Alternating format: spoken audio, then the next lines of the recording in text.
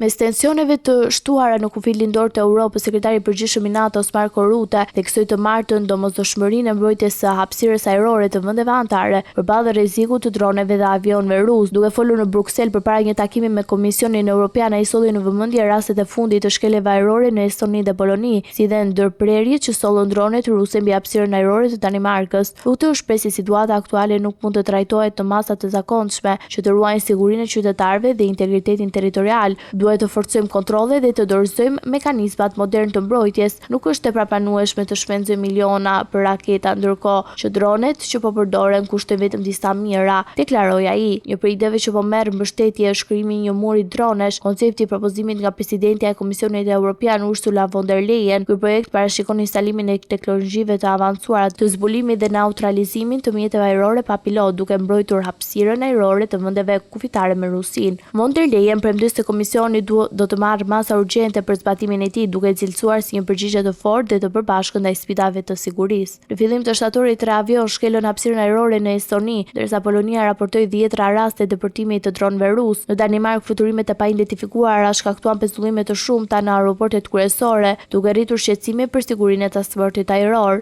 Samiti i së mërkurës në Kopenhagen pritet të vendosë mbi hapat konkret të mbrojtjes europiane, ndërsa të njëjtën në kuadër të Bashkisë Politike Europiane. Liderët do të diskutojmë koordinimin më të gjerë të masave të sigurisë. Mesazhi i përbashkët i Rutte dhe von der Leyen vetet i qartë: Rusia po teston qëndrueshmërinë e aleancës, por Europa nuk do të lejojë dobësimin e mbrojtjes së saj.